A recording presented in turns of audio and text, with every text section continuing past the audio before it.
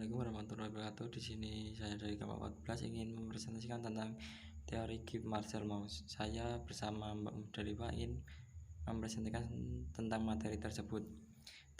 Yaitu pertama, teori pemberian. Mauss mengatakan bahwa pada dasarnya tidak ada pemberian yang sama, cukup atau gratis. Segala bentuk pemberian selalu diikuti dengan sesuatu pengembalian atau kembali imbalan.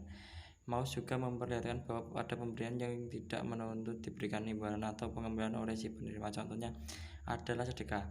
Tetapi jika diperhatikan lebih lanjut, akan tampak bahwa sedekah adalah sebuah unsur dari sistem yang lebih luas, memperlihatkan adanya hubungan di antara si pemberi dengan unsur ketiga, yaitu Tuhan yang kedudukannya lebih tinggi daripada si pemberi maupun si penerima yang akan memberikan kepada si pemberi. Sistem dari pemberian. Kedua, pemberian hadiah. Mauss menjelaskan bahwa suatu pemberian hadiah adalah sama dengan suatu pemberian nama dari suatu benda yang diberikan, maka diartikan bahwa si penerima pemberi atau sama dengan diri pemberi itu sendiri. Oleh karena itu, penerima tidak dapat menolaknya karena penolakan itu sama dengan penghinaan terhadap si pemberi tersebut. Itu juga sebabnya mengapa suatu pemberian harus diimbali dengan pemberian kembali kepada si pemberi oleh si penerima hadiah. Bila seseorang menolak sesuatu pemberian, di samping dapat diartikan sebuah ketidakmampuan si penerima untuk menerima manat kehormatan si pemberi. Dalam hal terakhir ini, si penerima golongan dalam kategori yang lebih rendah kedudukannya daripada si pemberi. Tukar menukar pemberian. Mauss juga mengatakan kebiasaan saling tukar menukar pemberian adalah suatu proses sosial yang dinamik, melibatkan keseluruhan anggota masyarakat. Sebagai sistem menyeluruh, proses dinamik tersebut terwujud melalui hakikat saling memberi yang mengharuskan si penerima untuk melebihi pengembalian pemberian, yang mencerminkan adanya persaingan kedudukan dengan hormat dan pihak-pihak yang bersangkutan, sehingga saling tukar menukar tersebut tidak ada habis-habisnya dalam waktu-waktu dari generasi ke generasi. Dalam sistem tukar menukar ini, setiap pemberian harus dikembalikan dengan suatu cara khusus yang menghasilkan suatu lingkaran kegiatan yang tidak habis dari suatu generasi ke generasi berikutnya. Nilai pengembalian barang diterima karena bersama dengan pemberian tersebut adalah nilai kehormatan dari kelompok yang bersangkutan.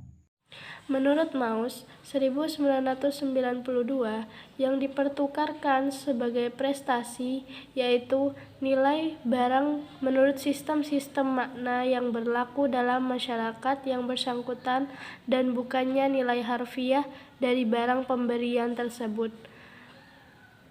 Menurut Mauss, prestasi yang dipertukarkan adalah prestasi menyeluruh karena tukar-menukar tersebut melibatkan keseluruhan aspek kehidupan dan berlaku di antara kelompok-kelompok dan bukan di antara individu-individu secara pribadi.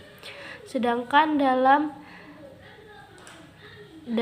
masyarakat yang telah mengenal perdagangan, tukar-menukar pemberian di antara kelompok-kelompok tidak lagi mencakup aspek-aspek estetika keagamaan, moral, dan hukum legal. Yang tertinggal dalam tukar-menukar tersebut hanyalah aspek ekonominya saja, terwujud dalam bentuk tukar-menukar uang, benda, dan jasa, dan berlaku hanya di antara individu-individu dan bukan di antara kelompok-kelompok. Yang terakhir yaitu ciri-ciri tukar-menukar pemberian prestasi.